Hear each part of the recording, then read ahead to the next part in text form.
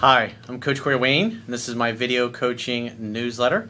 And the topic of today's newsletter is going to be dating, relationships, and social distancing.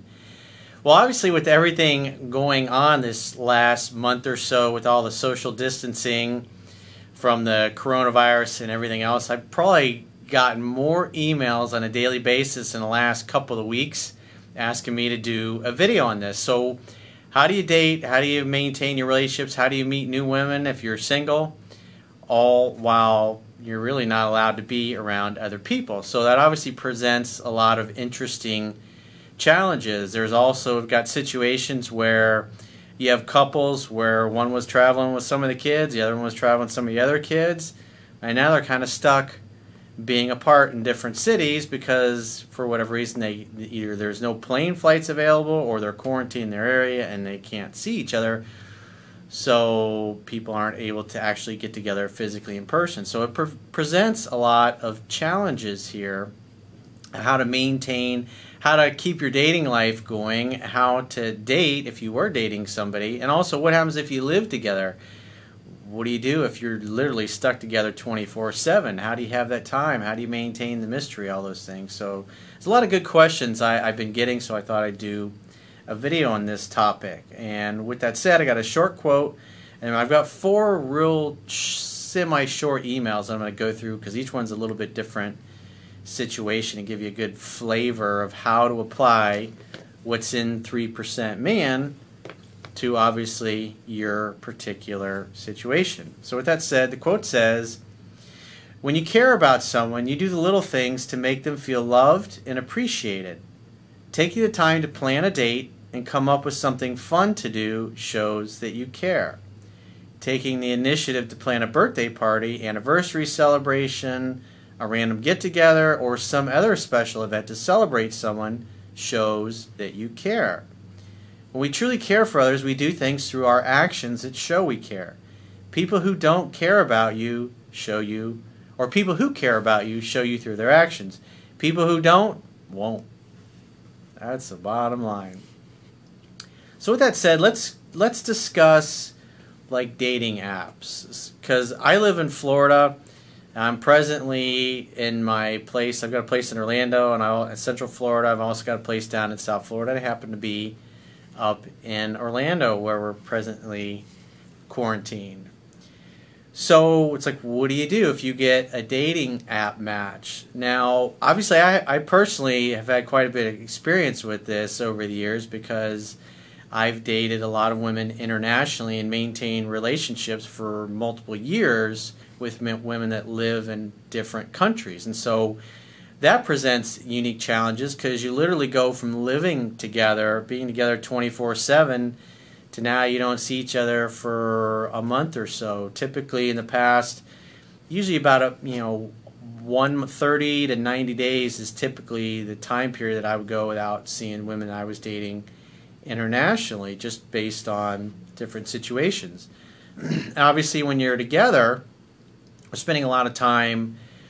You're basically sleeping together, you're showering together, you're waking up together, you're going to lunch together, you're going to dinner together, obviously with the exception of, when I would have to go off and do something for work, or back when I was working in real estate and I had an office to go to, I would be able to go and do something to kind of create that particular distance. So in this particular case, it's like if you're under normal circumstances, you have a match on a dating app, you're going to probably talk on the phone, maybe FaceTime for a bit, see if you connect, and then meet up for a drink. So typically things go from there. So what do you do when you, like all right now, all the bars and restaurants are closed, so you really can't do anything. You can't physically get together. I know in some places around the world, because I got people everywhere, you literally could be arrested if you're out and not being quarantined. So obviously in some places, depending on how bad things have gotten, you got to deal with the authorities. So the next best thing to do is with somebody that, like I said, the dating app process is the same thing. The goal is to get them on the phone. Ideally, especially now, you can FaceTime or do Skype video dating, or maybe some of the other messaging apps that you want to do video conferencing with, which the most common are typically going to be FaceTime or Skype for most people. There are some apps where you can do group calling and stuff like that, group video chats. But for most guys' circumstances, you're going to be doing something on Skype or Skype video or a FaceTime. So what you're going to want to do is you're going to want to treat it just like a date. The only difference is you can't physically be in person.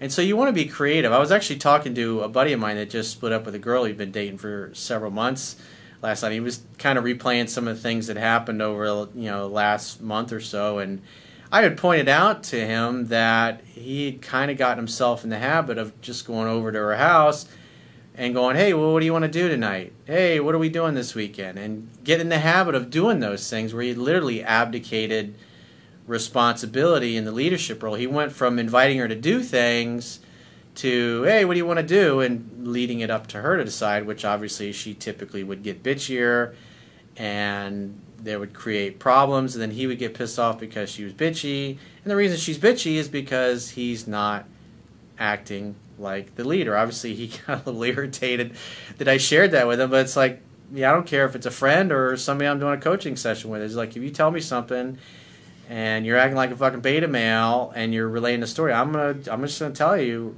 exactly where things are going wrong. Obviously, I do this for a living after all. So he didn't like hearing that, but the reality is that as the man in the relationship, especially the longer you're together, these things just happen slowly over time.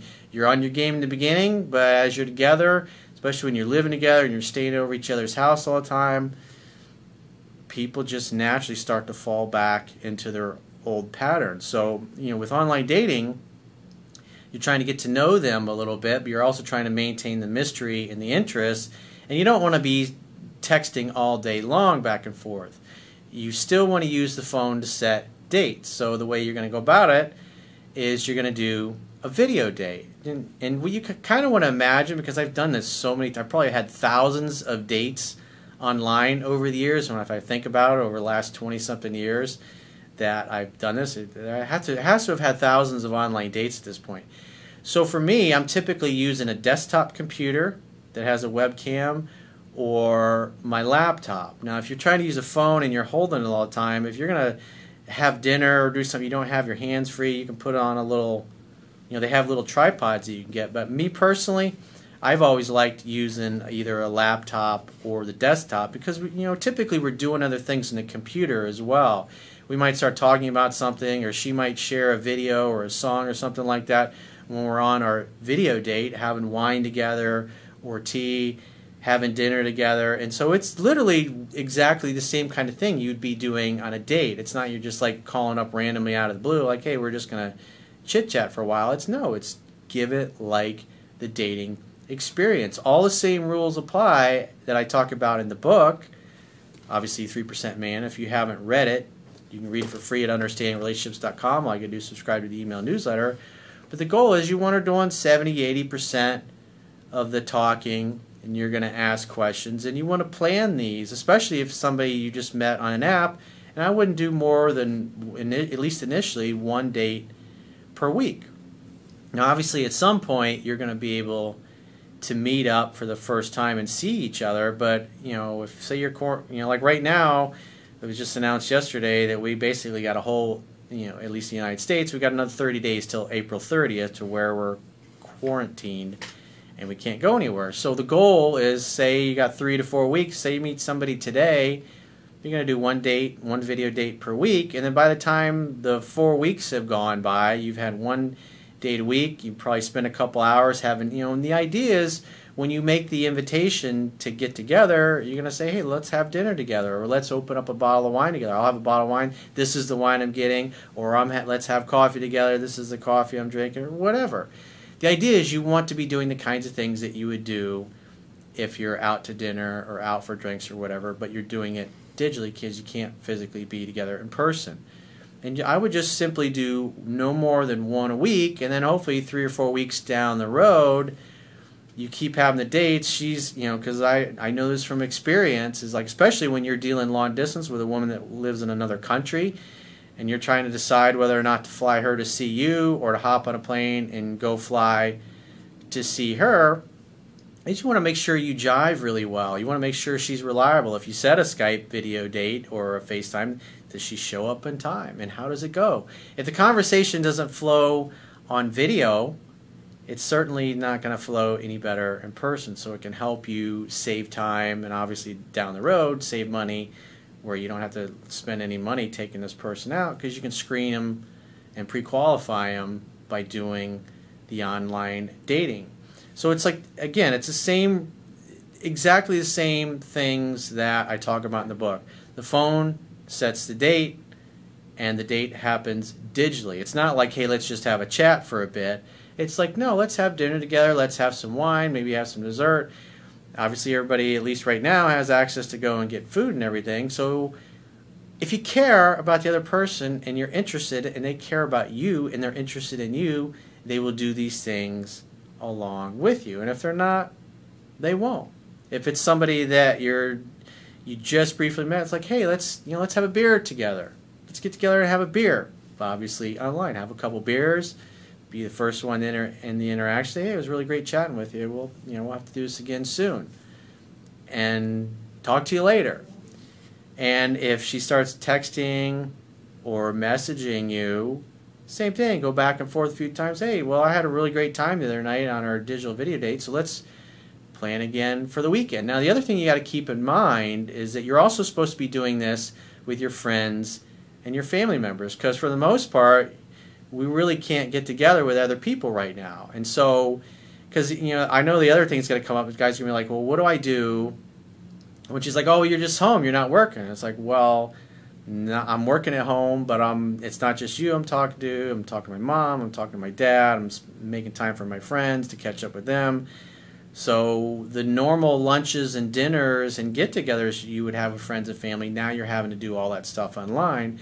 So you should have a pretty busy social life.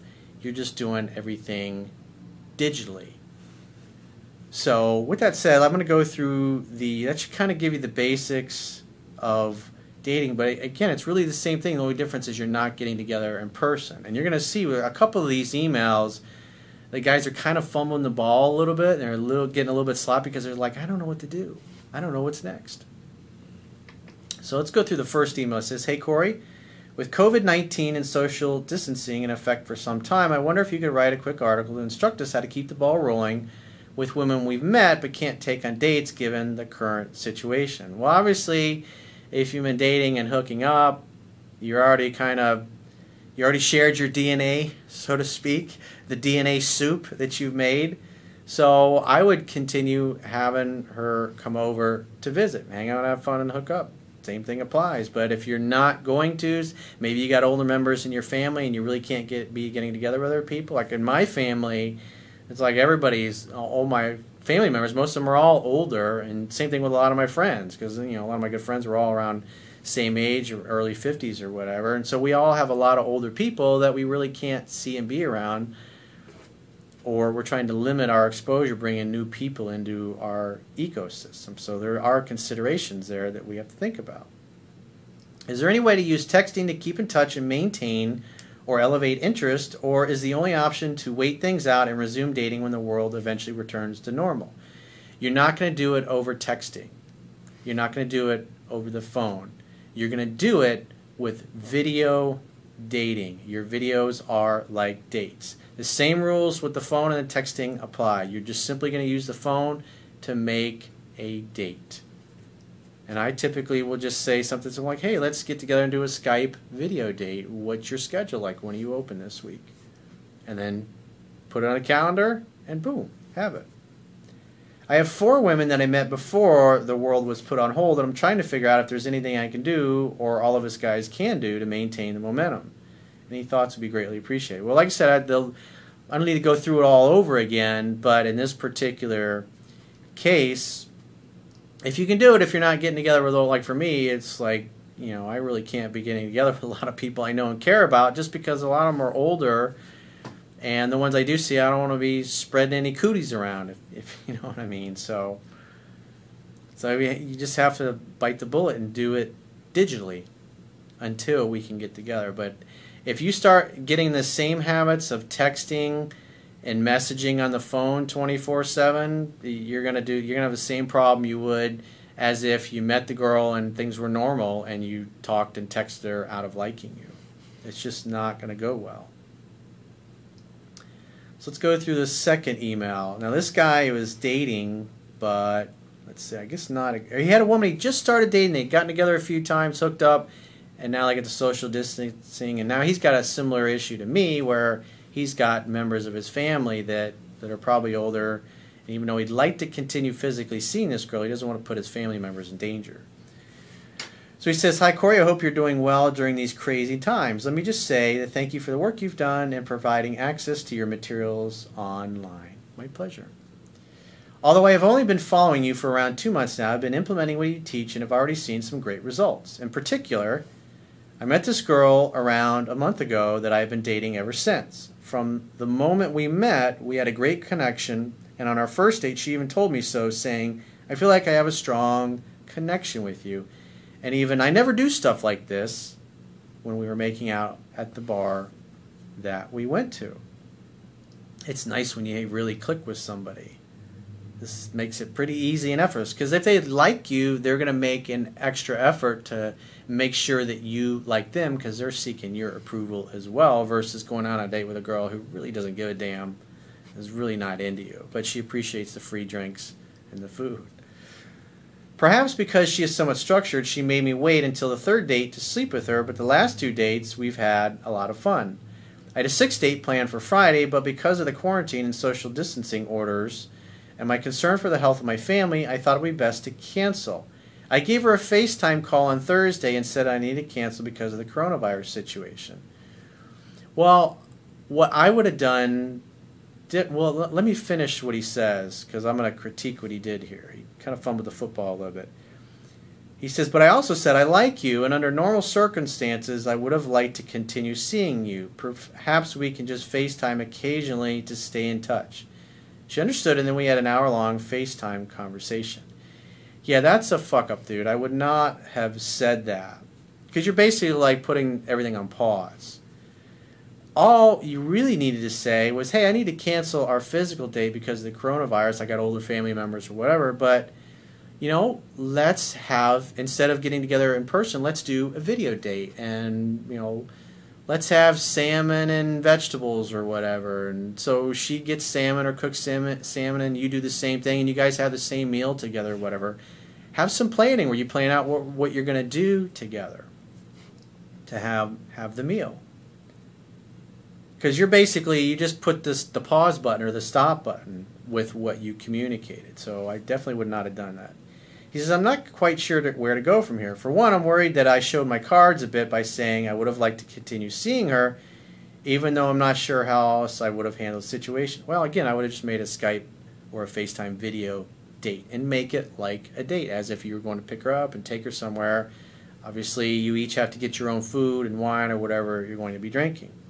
I think I was doing a good job until then of keeping my feelings unclear. Did I screw up?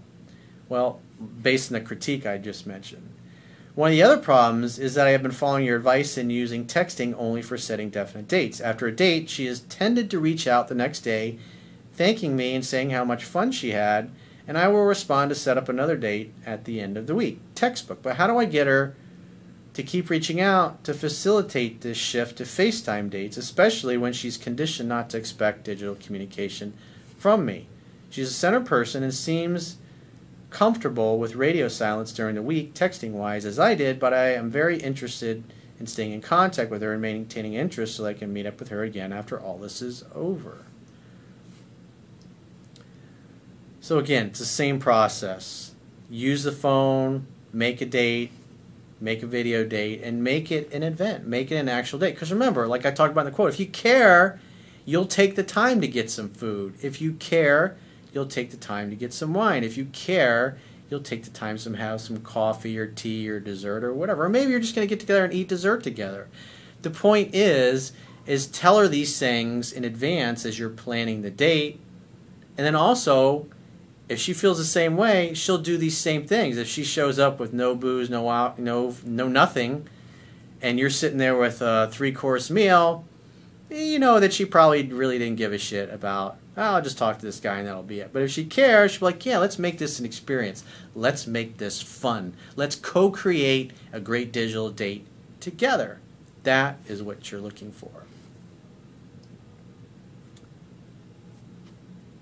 So now we're going to talk about kind of dating and being exclusive. It's like, how do you maintain the mystery if you live with your girlfriend and say, like, we're going to talk about couples that like don't have kids. So the other things to keep in mind is when women are in love with you, they want your attention all the fucking time. All the time.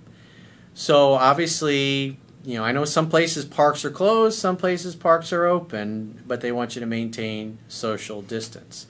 So obviously it's nice to go out and get some sun, maybe go for a walk, you go for a run together. It's like, also all the fucking gyms are closed. So everybody's losing all their gains, so you can't go to the gym. If you got a weight room or weights at home, awesome for you. Going out and doing something together, riding bikes, going for a walk around the neighborhood. Again, it depends on your area and what you're still allowed to do or not. But anything that you can, you know, because if you're stuck in the house, say you're working at your desk. Like I'm here, I have a studio in my place, and I can close the door, I can do my work, and I can just have some space and some distance. If I was living with somebody, that makes it pretty simple. You gotta have somewhere. In other words, if you're living together in a house, go someplace, shut the door, and work on your work and focus. Because as a man, you still need to focus on your mission, your purpose in life. And so that's important. It's also like the video that I did years ago, how to communicate with women effectively. That will be really good. Because here's another thing that's interesting about all this social distancing is now you got a lot of couples who didn't necessarily spend a lot of time together, and now they're spending a shit ton of time together where both of them are home.